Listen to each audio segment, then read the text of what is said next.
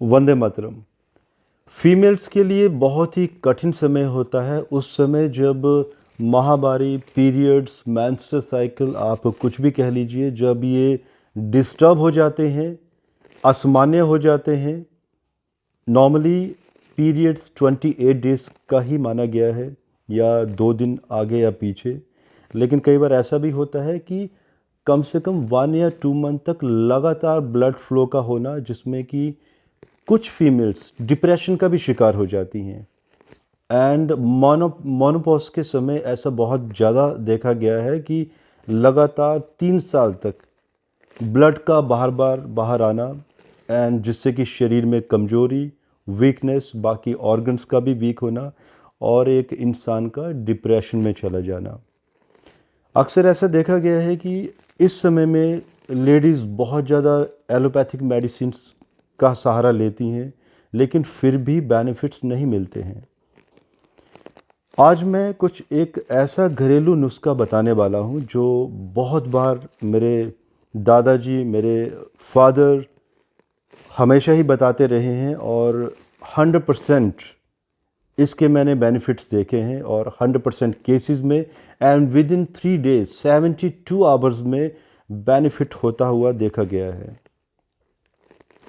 और ये वो सब लोग ले सकते हैं, सब लेडीज़ ले सकती हैं जिसमें कि किसी के पीरियड्स डिस्टर्ब होते हैं, या पीरियड्स आपके 5 डेज से ऊपर चले जाते हैं, मींस 10, 15, 20 डेज़, या फ्लो रुकता ही नहीं है, या जो एक first stage of leucorrhoea, cancer की फर्स्ट स्टेज भी कहा जाता है उसको, या मोनोपॉज के समय पीरियड्स रुकने का नाम नहीं लेते हैं। So formula is very very simple, जो आप यूज़ करेंगे, ये जो अप्लाई करेंगे, एंड विद इन 3 डेज़ आपको बेनिफिट मिलेगा। तो आपने करना ये है कि अराउंड 60 मिलीग्राम मिनिमम मिल्क, दूध कोई सा भी ले लीजिए, चाहे आप पैकेट्स वाला दूध ले लीजिए, चाहे जो गांव से दूध आता है विलेजेस से, आप वो भी ले सकते हो। अब इसमें आप लोगों के क्वेश्चन आएंगे कि क्या पाउडर वाला दूध भी लिया जा सकता है या सोयाबीन मिल्क? जी नहीं, नहीं ले सकते, क्योंकि इसके कारण हैं। ये जो मेडिसिन है, आप लोगों ने क्या करना है, मॉर्निंग में खाली पेट गुनगुना दूध लेना है आपने। 60 मिलीग्राम मिनिमम चाहिए, 60 से ऊपर आप कितना भी ले सकते हैं। एंड इसको आप गुनगुना कर लीजिए, उतना गुनगुना जिसको आप 1 शॉट में पी सकते हो, एक ही सांस में, 1 या 2 सांसों में, कैसे भी। और साथ में आप एक लेमन ले लीजिए, फ्रेश कटा हुआ लेमन। आपने दूध को एक गिलास में डालना है, साथ में लेमन को, गुनगुने दूध को आप अपने एक गिलास में रखिए, एंड लेमन, हाफ लेमन या पूरा लेमन, आप उसको निचोड़ लीजिए दूध में, एंड जस्ट मेक श्योर कि वो फटे ना।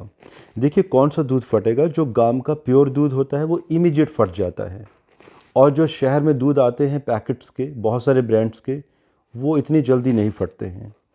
सो उन लोगों के लिए परेशानी होगी जो लोग गांव का प्योर दूध पीते हैं, वो इमीडिएट फटने के भी चांसेस रहते हैं। अगर वो दूध लेमन डालने के बाद इमीडिएट फट जाता है तो उसे आप प्रयोग में नहीं लाएंगे।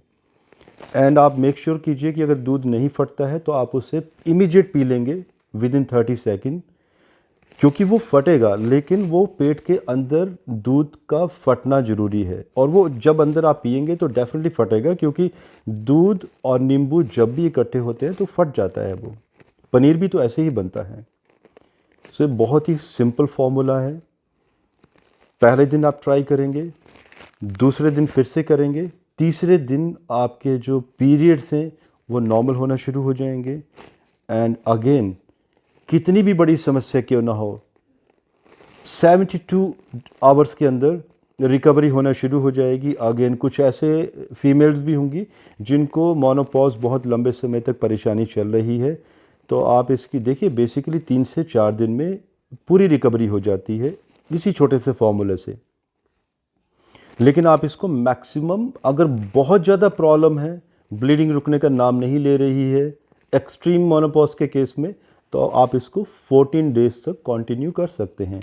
और जिन लोगों को बाद में भी परेशानी होती है, आफ्टर 1 मंथ 2 मंथ, आप फिर से 3 या 4 दिन के लिए इसको रिपीट कर सकते हैं।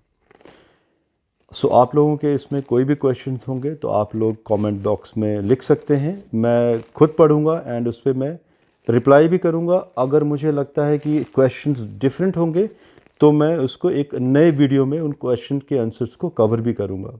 तब तक मुझे इजाज़त दीजिए। भारत माता की जय।